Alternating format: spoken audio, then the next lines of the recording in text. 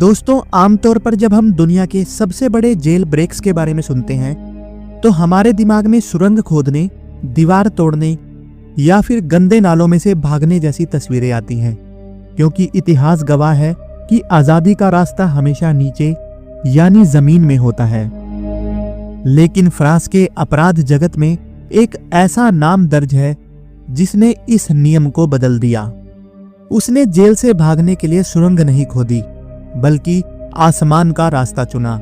इस अपराधी का नाम है पास्कल पाए। ये इंसान एक बार नहीं बल्कि 3 बार हेलीकॉप्टर का इस्तेमाल करके जेल से भागा। और सबसे हैरान करने वाली बात यह है कि हर बार सुरक्षा एजेंसियां बस हाथ मलते रह गई। आखिर दुनिया की सबसे सुरक्षित जेलों में ये हवाई रास्ता कैसे बनाया गया? आइए जानते हैं इस घटना की पूरी हकीकत। इस कहानी की शुरुआत होती है साल 2001 में। पास्कल पाए एक बहुत ही शातिर अपराधी था।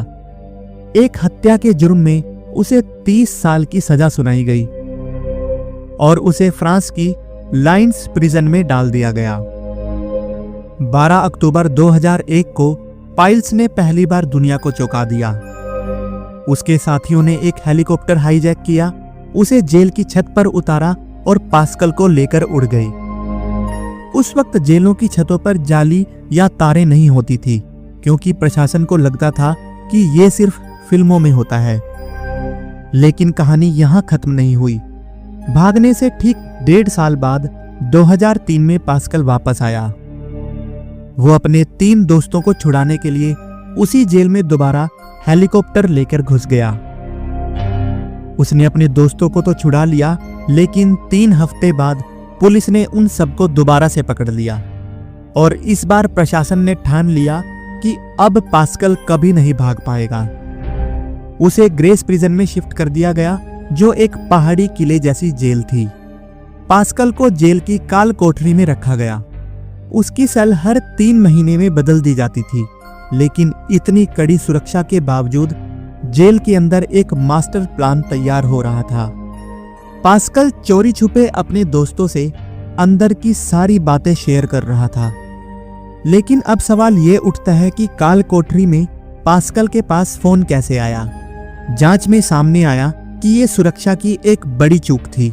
शायद राशन की सप्लाई के साथ या किसी भ्रष्ट कर्मचारी की मदद से एक सैटेलाइट फोन अंदर पहुंचाया गया और उसी फोन के जरिए उसने अपने बाहर बैठे साथियों को अपनी एग्जैक्ट लोकेशन बताई। बाहर उसके दोस्तों ने टेक्नोलॉजी का पूरा इस्तेमाल किया। उन्होंने इंटरनेट और मैप्स के जरिए जेल की छत के कोने कोने को स्टडी किया और उन्होंने नोट किया कि छत का कौन सा हिस्सा सबसे कमजोर है। क्योंकि जेल की छत पर लैंडिंग की जगह नहीं थी, उन्हें छत को काटकर अंदर घुसना था। इसके लिए उन्होंने बाजार से हाइड्रोलिक कटर्स और एंगल ग्राइंडर्स का इंतजाम किया। प्लानिंग का सबसे अहम हिस्सा था तारीख। उन्होंने चुना 14 जुलाई 2007। उस दिन फ्रांस में बेस्टिल डे मनाया जाता है। पास्कल जानता था कि उस दिन पूरे शहर में आतिशबाजी होगी और पटाखों के शोर में हेलीकॉप्टर और मशीन चलने की आवाज किसी को भी सुनाई नहीं देगी। सब कुछ तय हो चुका था। शाम के वक्त पास्कल के 4 नकाबपोश साथियों ने कैन्स मैंडेलियो एयरपोर्ट से एक हेलीकॉप्टर को गन पॉइंट पर हाईजैक किया। पायलट को बंदूक की नोक पर जेल की तरफ उड़ने का हुक्म दिया गया। जैसे ही हेलीकॉप्टर जेल के ऊपर पहुंचा, बेस्टिल डे की आतिशबाजी शुरू हो चुकी थी और शोर बहुत ज्यादा था। हेलीकॉप्टर छत पर उतरा नहीं, बल्कि हवा में ही उड़ता रहा। उसमें से कमांडोज रस्सियों के सहारे नीचे उतरे। उनके हाथ में वही कटर थे जो उन्होंने पहले से तैयार रखे थे। उन्होंने छत का दरवाजा काटा और अंदर घुसे। अब आप सोच रहे होंगे कि टावर्स पर खड़े गार्ड्स ने हेलीकॉप्टर पर गोली क्यों नहीं चलाई। दरअसल गार्ड्स के हाथ बंधे हुए थे। उन्हें पता था कि हेलीकॉप्टर में एक बेगुनाह पायलट बंधक बना हुआ है। अगर वो गोली चलाते और हेलीकॉप्टर जेल पर गिर जाता तो बहुत बड़ी तबाही मच सकती थी।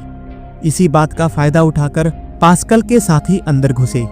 वो सीधे पास्कल की सेल तक गए, ताला तोड़ा और पास्कल को साथ लेकर वापस छत पर ले आए। कुछ ही मिनटों के अंदर हेलीकॉप्टर उन्हें लेकर भूमध्य सागर की तरफ उड़ गया। पुलिस और मिलिट्री देखती रह गई। इस बार पास्कल ने अपनी पहचान छुपाने के लिए चेहरे की प्लास्टिक सर्जरी भी करवा ली और स्पेन भाग गया। लेकिन यहां पास्कल से एक गलती हो गई, ओवर कॉन्फिडेंस। उसे लगा कि वो देश बदल चुका है तो सुरक्षित है। उसने संपर्क करने के लिए उसे सैटेलाइट फोन का इस्तेमाल किया जिसे पुलिस पहले से ही ट्रैक कर रही थी। बस यही एक चूक उसे भारी पड़ गई। 2 महीने बाद 21 सितंबर 2007 को स्पेन के एक शहर में उसे घेर लिया गया और गिरफ्तार कर लिया गया। आज पास्कल पाए एक गुप्त जेल में कैद है, लेकिन उसके इन कारनामों का असर ये हुआ कि आज अगर आप फ्रांस के किसी भी जेल को गूगल मैप्स पर देखेंगे तो उनकी छतों पर आपको मोटी लोहे की तारें दिखाई देंगी। ये तारें इसलिए बिछाई गई ताकि फिर कोई पास्कल पाए आसमान की तरफ देखने की जुर्रत भी ना करे। तो दोस्तों, आज के लिए बस इतना ही। आशा करता हूं आपको आज की ये कहानी अच्छी लगी होगी। मैं आपसे फिर मिलूंगा एक नई कहानी के साथ। धन्यवाद।